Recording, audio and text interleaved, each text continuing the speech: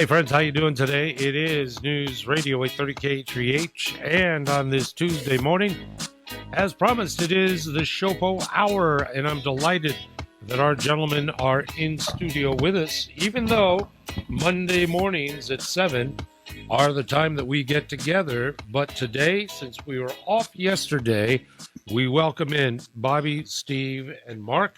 Gentlemen, I wish you all a very, very good morning and happy 5th. Morning, Rick. Morning, Rick. Morning. Can't wait for this to start. Each show we kind of introduce each other, remind everybody of what you do, and let's go ahead and take care of that, and then we'll jump on in. So, Bobby, would you mind?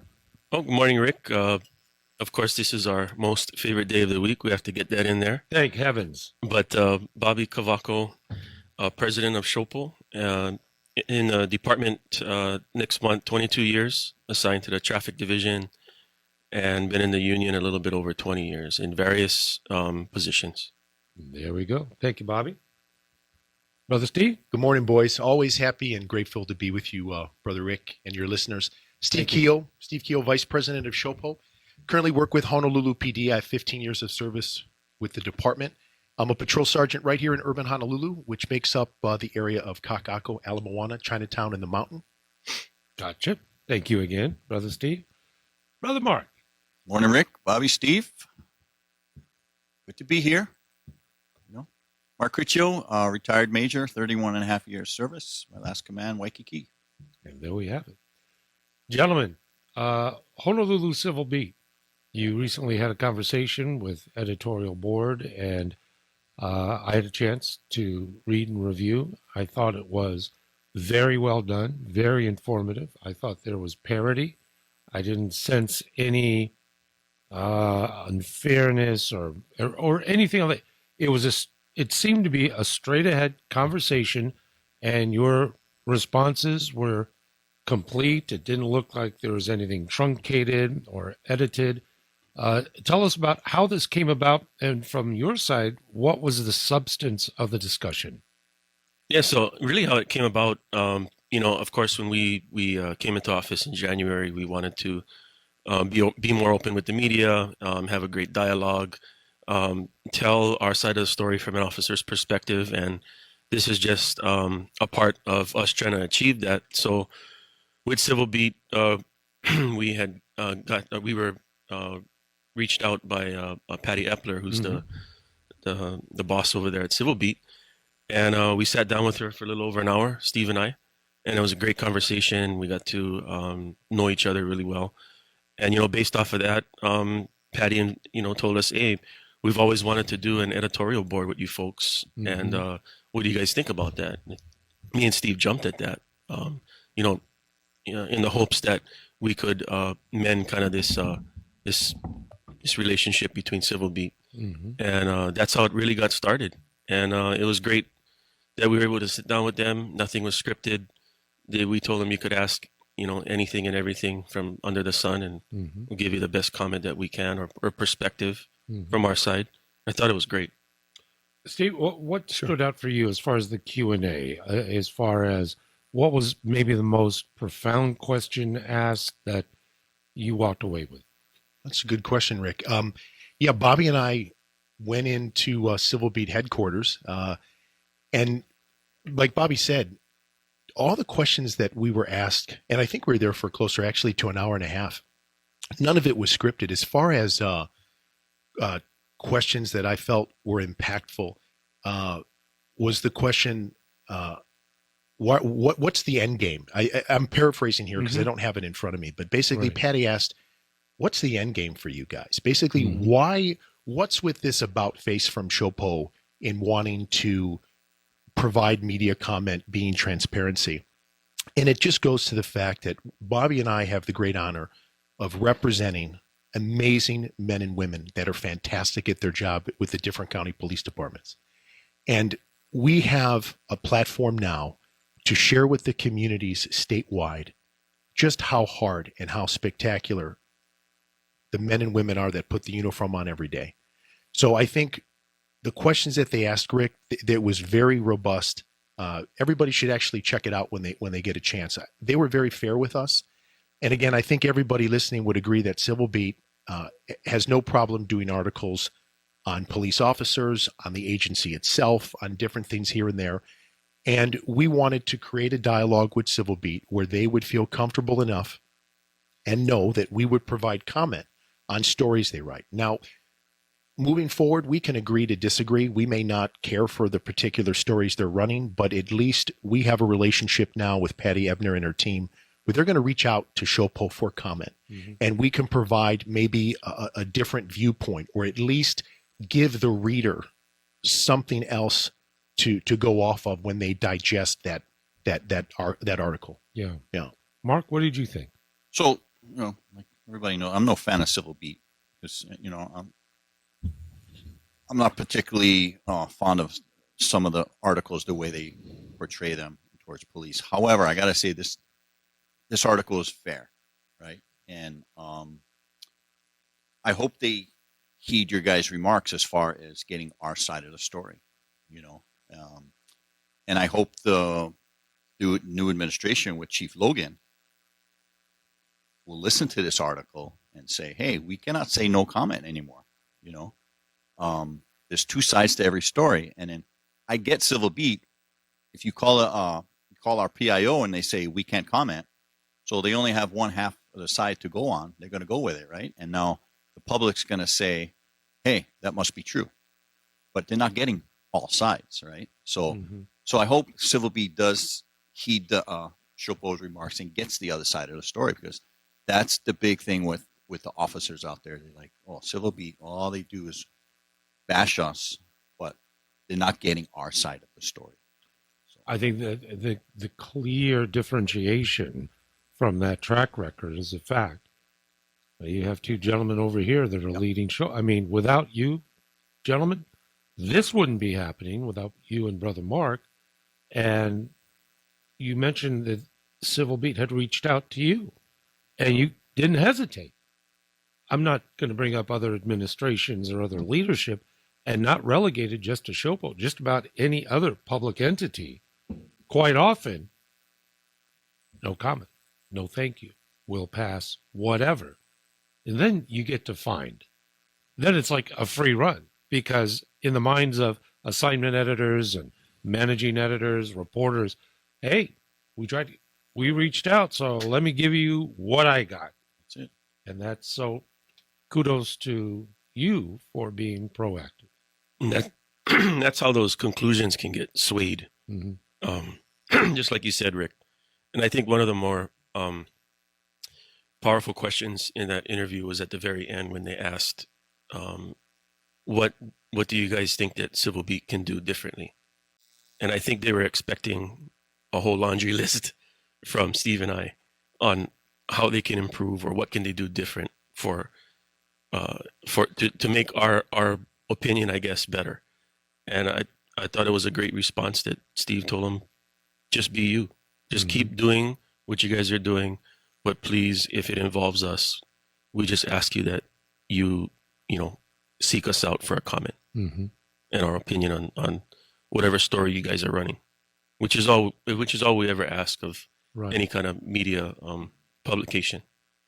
So folks know, and they probably do who listen to the program, we have Chad Blair from Civil Beat every day with a daily report, and every Thursday at 8 a.m. he's a part of the program. Now, that said, Civil Beat dedicates entire chronological historic reporting and even identifies it separate and all this. So that's why I'm happy to hear this conversation, because as a reader, as just somebody who digests his stuff, goodness gracious, that's all we have. Just both sides, please. Just both sides. Yeah. Well, going back a couple of months ago with the shooting out in Ala Moana in Steve's sector on Night Watch, Jacob Jennis from Civil Beat had reached out for that particular incident and had asked me over the phone, why didn't the officers use the less lethal in that case? So I took about 15 to 20 minutes to try and explain to Jacob about the different policies and procedures, how many less lethals are out there in the districts and the watches, and just kind of explaining the whole situation to him. Right.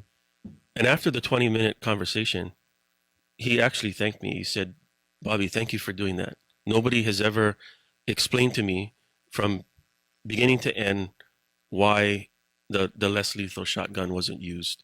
You know, because in the past he would say he was asking those questions and he wouldn't get a response. So he was left to make his own conclusion. So if you just take that short amount of time and explain to the person why that option wasn't there or it wasn't, you know, conducted, that means the most, because now they take that end conclusion out of their, they can check that box off. Exactly. Well put indeed. 7:20 in the morning here on News Radio 830 KHVH. It is the SHOPO Hour, and our brothers will be back in just a few short moments. Let's take a brief break. Primetime traffic and a bit more. In the meantime, it's 7:20. KHVH. Welcome back. It is the SHOPO Hour here on News Radio 830 KHVH. The brothers in studio with Bobby and Steve and Mark. And glad you're with us here. It is 7:22 in the morning. Want to wrap up real quick the Civil Beat experience, and we'll move on to other items. Sure. I think, Rick, I want to share with everybody, you know, so Bobby and I are going into Civil Beat, and just the optics on that sound a little bit humorous. But so when you go to Civil Beat, they have a little bit of a security system. You have a buzzer to press and a camera, and there's a door, and it's this open concept behind. And I remember seeing people walking back and forth, and everybody's going about their day. And then when I hit the button and they said, "Who's this?" I said, "Oh, it's Steve and Bobby from SHOPO." You could hear everything on the other side of the door just completely stop. Like everybody stopped. And one person said, "The SHOPO guys are here." And then everybody stopped walking. Everybody stopped doing what they're doing. And the minute we walked into that office, we were well received, but literally it's like Civil Beat had come to a standstill, and everybody's like, "Those are those guys." And then we went off to a conference room, and then the editorial board was there. They had all their laptops. There was like 6 or 7 people, but they were very gracious hosts. But I definitely think, right, Bobby, it was like, hey, what are these guys doing here? Is this really a good idea? How's this going to play out? I think there were a lot of questions that people were saying in their mind of how this was going to play, like, oh, the SHOPO guys are here, or, you know, this kind of thing. But it worked out. It worked out well, and hopefully their readers were informed by the article. When's the last time a SHOPO representative had ever made an encounter or anything similar to this, Bobby? Never. Or the department. Or the department. Right? I mean, and maybe that's something the new administration in HPD could work on. Because why does it have to be that type of relationship? I will say this, and I'm not here to speak for Civil Beat, but I will say that I think Civil Beat in general would really appreciate comments from the department on various things. Patty's a straight shooter lady. She was like, you know, we'd love to get some comments from HPD on different things. And we told her, hey, you know, that's going to be up to Chief Joe. Maybe there's things that can have a comment, maybe those there cannot. But I know that her and her team are going to look to this new administration for comments. And to Bobby's point, I hope Chief Joe and company will be as transparent as they can be to keep the community informed. Because at the end of the day, when the chief of police and police leaders communicate with the community, it makes the rank and file cop's job easier that patrol that community. It makes it easier. So, well, Chief Joe, he mentioned this past week, number one, access, transparency, just connecting and making sure that their message is being told. And if it wasn't for previous Chief Ballard, there was no police chief that would accept a weekly appearance to accomplish just that. Sure. Yeah. Well, Bobby and I are hoping that Chief Joe, when Bobby and I get through what we're getting through on the criminal side and we see how that sorts out, we hope that Chief Joe communicates with the community the end result of that investigation. We hope Chief Joe will step up and communicate to this community, you know, the officers that are currently on restricted duty, that he steps up and shares the outcome of that investigation when the time permits. Is there a timeline for this, for what's taking place? Not really, Bobby. Yeah, not really. Okay. I mean, it just, I guess, Yeah. depends on the how the investigation goes. Yeah. Right. Dialed in together at 7:26. Oh, but before we leave this topic, interfacing with other media, television news, other print, even social media, for instance, like My Kitchen, Stolen Stuff, what things like that. How do you see that relationship after about the first 6, 7, 8 months in office? Oh, yeah. He's fabulous. Michael Kitchens, you can't say enough good things about this guy. I mean, he's got such a platform, and how instrumental was he in the whole getting the bail reform and doing what he did. HPD selected him to be community person of the year.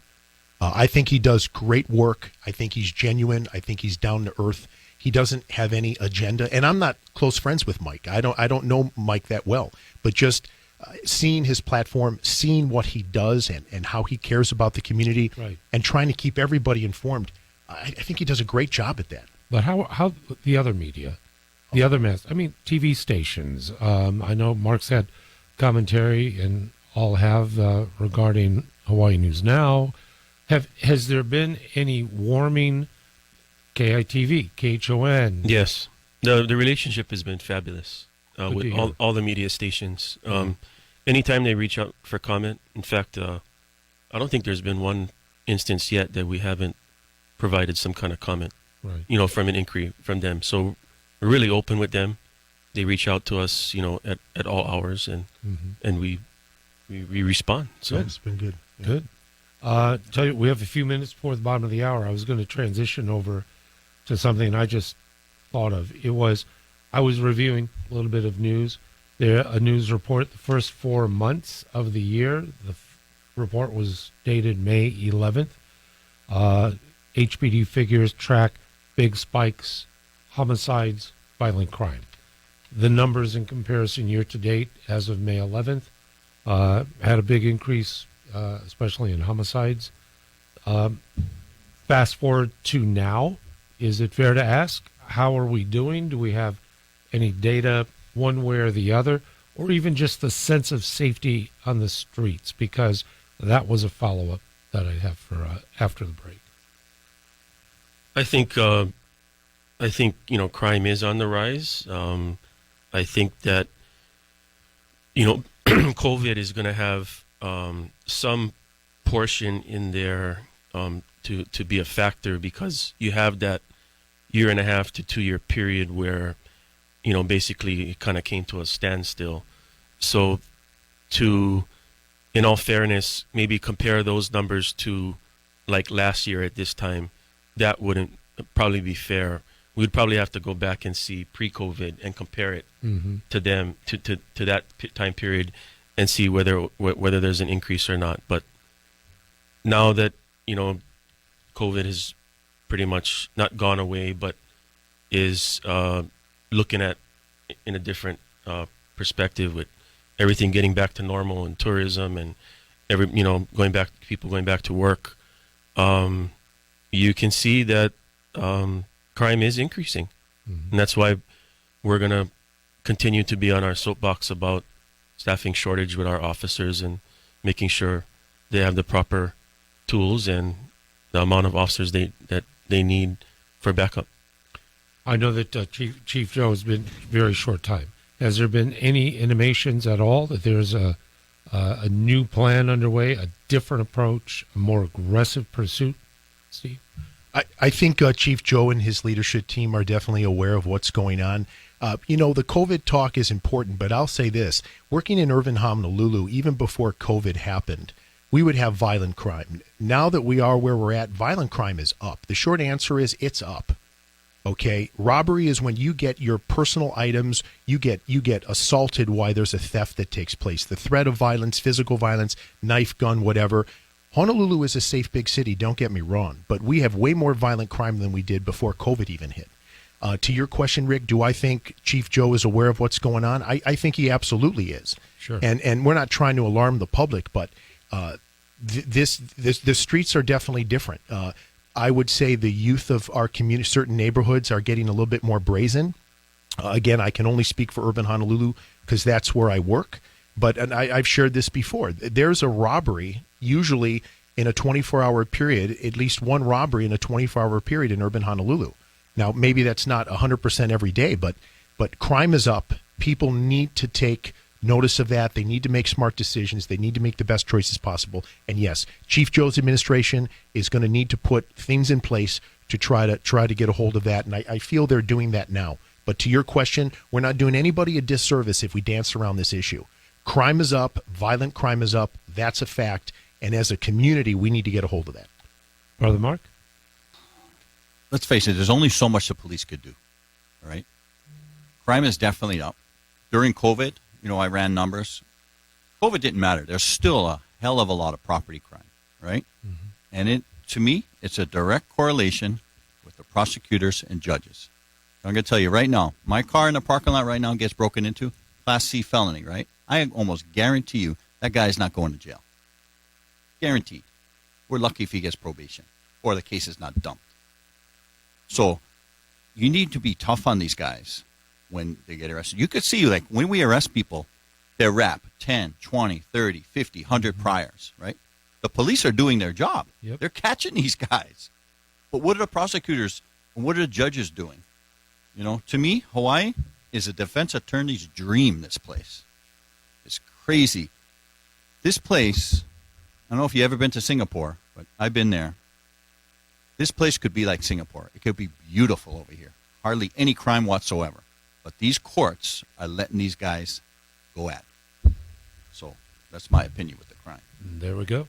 Love it. Thank you very much, boys. And again, the SHOPO Hour, Monday mornings at 7 a.m., special edition today.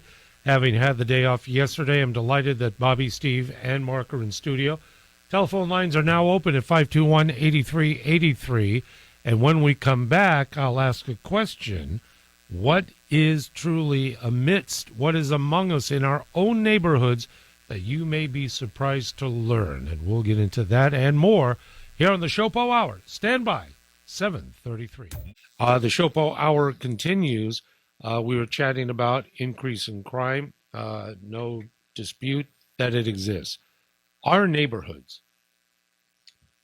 Steve, you mentioned before, working urban, maybe even out west a little bit, east side, etc. What lurks in our neighborhoods that we may not know, but we should know? And I'll cite three things. Gaming rooms, drug dens and dealing, and sex trafficking, because that's almost not invisible crime, but it exists. How do we understand what's in our midst wherever we may live? Bobby? As far as those particular, I guess how you'd call it, establishments are in every single neighborhood on the island, and for the state, for that matter. Right. When you patrol a neighborhood or a residential area, you as an officer, you know where your houses that deal drugs, you know where your houses are that is a, quote, chop shop. Chop shop. Right. With auto parts. You recover stolen vehicles on the side of the street in front of that address or a couple streets down, always in that area. So, and the neighbors know it.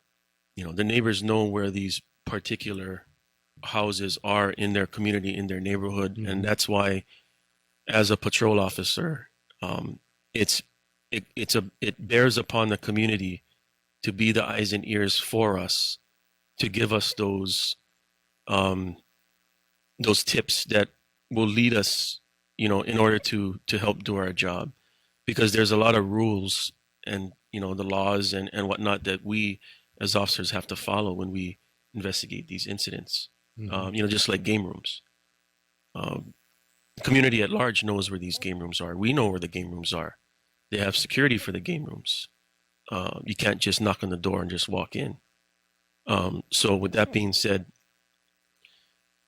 cases in order to build a case, you have to have, your undercover people go in, either make a buy or do whatever criminal activity that they do in there, documenting it. You can't just have one incident. You have to have multiple times. So, it's really the community plays a larger role than people think in order for us to be successful in shutting these places down.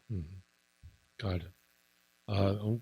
Mark, real quick, I know Waikiki, I mean, a lot of people just, it's so transient, it's so dense that people will just assume that, hey, we know what all this stuff is going on. We see it right in front of us. We all know that, but how does it continue? So exactly like Bobby said, we need the community to give us tips, right? And, the public need to understand the police, we have to follow policy and procedure. The criminals don't, right? And it takes months, if not years, to build a case, right? Because when we go to the prosecutors, if everything not perfect the way they want it, nope, dump it, right? So we had a case in Waikiki when I was there. We got a tip from the community. There was a game room that had opened up. So then our crew units, which the District 6 plainclothes crew units, amazing. Those guys are amazing. They work with narcotics, but crew is actually ones that handled the case. And they sent their UC in there, and it took like 3 months. We were able to get in there. We did the search warrant. SSD came out, and we were able to close it up. But I know other districts are just frustrated at these game rooms because they'll close them up. They'll do their investigations, close them up. They'll open up the next week. They'll open up the next month. Again, I'm going to allude to what are the prosecutors doing about this? So it's just frustrating for these officers to keep doing the same thing over and over, same suspects over and over. So is it driven by the prosecutor's office wanting to achieve 100% success rate in prosecution? Yeah, without a doubt. I mean, I was told by prosecutors, if we can't guarantee 100% win a case, we will not take it. I said, but what about 95, 90? Nope. It's got to be 100% guarantee we could win a case, or we're not going to take it. Wow. And Rick, if I could just add something, this is why it's so important that the community actually believes in their police departments and feels like they're cared about. Because to Mark's point and Bobby's point, the police can't be everywhere. They need to get phone calls so they can direct patrols over there. And let's be real clear. In the different county police departments statewide, we have talented, well-trained officers that have extra training in these kind of things, whether it's UC work, whether it's narco-vice, whether it's advanced tactics and surveillance and this kind of thing. The community needs to realize that, to Mark's point, it takes a little bit of time, because in order to put these guys in jail and make the charges stick, there has to be a thorough investigation, and that takes time. And yes, we might shut down one game room on this street, and then a couple weeks later, if not days later, it pops up somewhere else. But I would just share with your listeners, don't be discouraged, don't give up, don't throw your hands in the air. It's a little bit of a cat and mouse game, but you know what? We're going to win. The good guys can win. We can win. Just keep working with the different county police departments, whether you're on the Big Island, Maui, Kauai, or here in Honolulu. We need the public support. We need the surveillance tapes. We need the statements from the witnesses. And we just, to Mark's point, the prosecutor's office is pretty strict of what they want to see to charge and whatnot. So there is a process. It takes time. My parting words to the community would be, don't give up. Be resilient. We're going to win. We're going to work together, and we'll come out on top. Once again, 521-8383. If you'd like to join us, I know I have to take a break, but I want to make sure I get this out before that. We, of course, law enforcement refer to judges, prosecutors, and could you comment on Department of Safety and help us understand what transpires behind the walls, the bars, etc., in our jails and prisons, and the net effect on our community? To rephrase, what is it we should know that we don't know about that process? I'm going to take a break so we can come back and chat about it and take your calls at 521-8383. It is the SHOPO Hour on News Radio 830 KHVH. KHVH. Welcome back. It is the SHOPO Hour with Bobby, Steve, and Mark, and just thoroughly immersed in the discussion. I thank them so very much. We had left with a query of mine about what we should know that we don't know about DPS, about our prison system, and what transpires, good, bad, and different, just the presence in our communities. And I cited a recent story that was involving a correctional officer who was not tried, or I don't even think anything, legally speaking, but settled a case that was alleged by 2 female inmates. And so that's all I really know about the story of what I saw and what I heard. But it begged the question, what happens with DPS? What happens in our jails? What happens in our prisons that we don't know that we should know? And I'll throw that out there. I think that's a great question. And actually, Rick, I really don't know the answer to that. But we do know for a fact that DPS in the jails and the prisons are severely understaffed. I know there's a couple articles on that. They have, issues with different types of leave. But with that being said, I saw the story also in Hawaii News Now.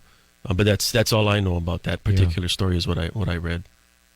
But what transpired, maybe Mark, Bobby, the assumption, and I hate to invoke this, the rep is drugs are rampant. There's all kinds of valuation in the marketplace within our prisons, perhaps even jails, that you have. I just want to leave it there. I don't want to speculate too much.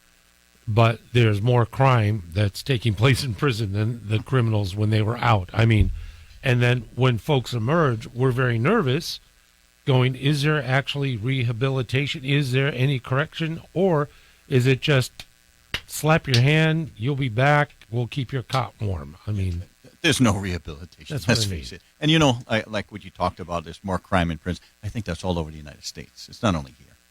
Let's face it. I mean, these prisons in the United States, it's crazy. There's no such thing as rehabilitation. It's a joke. Yeah. But so what I like to know is when you come into the police department, I mean, you get a thorough background check. I mean, it's tough to get in. The corrections and sheriffs go through the same. I don't know, and like I said, I don't know what goes on the state side, right? But to me, it should be the same. Let's face it. Or even though you're corrections, you're still a law enforcement entity, right? So. And then I know on the sheriff's side, I have some friends over there, but their budget, the state does not give them any budget. They don't give them personnel. And then they have to bring some of their prisoners to HBD because they don't have the staffing at night to watch them. So they have a jail cell at district court, and but they don't have the people to staff it when they make their own arrests. They have to bring them to HBD, right? So, I mean, to me, we shouldn't be watching a state prisoner. We're a city and county facility, but the state is bringing their bodies to us to watch for them, right? It's a mess. Yeah. Go ahead. No, Rick, I was just going to say, I think when you look at the totality you look at, on the correction side, you look at budget issues, you look at overcrowding, you look at staffing issues. That's just a recipe for problems of all kinds, right? OCCC is overcrowded. Why are we not building another jail? Not necessarily a prison, but another jail. Give people space. I mean, it's almost like a powder keg in there, And what is unique for me, and I'm a transplant now from Chicago. I came here 16 years ago. What was unique for me is in Hawaii, we have a state sheriff. It was unique for me that the sheriff's department doesn't run the jails. Normally, every county has a sheriff department that, in addition to patrolling unincorporated areas, they run the jail system. What's unique about the community that we live in is that the state sheriff does not run a jail, not a prison now. That there's a difference, right, between jail and prison. What's unique about Hawaii is we have a state sheriff, and they don't run the jails within the various counties. Those are done by, the Department of the Correction, the COs. But to Mark's point and Bobby's point, it's a challenge. And and if you are leadership at DPS, at corrections, and you're not given the tools to be successful, that must be pretty difficult for them. Yeah. Bobby? So, going back to the story in Hawaii News Now, which you're alluding to, I think some of the questions that I would ask is, what is the policies and procedures of that detention center regarding when you have an inmate of the opposite sex being handled and or watched by somebody of the opposite sex, right? So if the inmate is a female, why is a male detention officer interacting with her? With the police department, when a female arrestee comes to the station, it's strictly stated a male officer cannot search a female. You have to call in a female officer to do that particular search. Out in the field, you can have a male officer pat down a female, but only in the presence of another officer. You have to have that second officer there. So maybe that's the questions that would need to be asked. What are the policies and procedures? But I don't know what the staffing is like, but whatever situation that was, I guess the question would have to be asked. If it was a female inmate, why was there not a second corrections officer with the accused there at, whatever took place? Yeah. So everything you're saying, I agree with, because it's been a mantra on this program for so many years. There was a point when Representative Quentin Kavananakoa, years ago, I sat in on a committee meeting in the House of Representatives, privatization of prisons. Now, this is the late 90s when this discussion, so it's nothing new. And he was a supporter, presentation made. Vendors were giving their presentations as well. And I'm thinking, this makes total 100% common sense. Let a private entity take care of the responsibility. They're under the watch, but not the day-to-day responsibility of local government. Just made sense to me. Obviously, never played out. We've gone through multiple billions of dollars just in the past 3 years. Not one penny is dedicated to prisons and jail space. Zero. And House Bill 1567 was linked with Lieutenant Gubernatorial candidate Sylvia Luke in the House Finance Committee. Yes. And the plaything that public safety has become with our politicians is nauseating, and it's a disservice. And look in the mirror, folks, in the big square building and other locations. When we see these spikes, when we have people on the streets that are out there harming innocent people, civilians, look in the mirror, because you're a part of that problem by doing nothing. You hit the nail right on the head. I agree 100%. Why is not a new prison built already? It is ridiculous. Been going through that. I mean, OCCC is so antiquated. It's unreal. Unreal. And that speaks to about rehabilitation. Yes. I mean, how in the world can you do that? Yes. Well, that's how I pointed out that they should funnel that money to build that new jail in Halava and turn the current OCCC into a rehab facility to rehabilitate these offenders. So when they come out, they can be a productive member of society and get back into, being a good citizen. And Rick, you with your platform here, Michael Kitchen and others, I think the community has been awoken. I think they understand that if they don't take a proactive approach, that elected officials could do things that the community doesn't want. I think perhaps that with this whole prison jail, I don't want to say prison, a new jail needs to replace OCCC.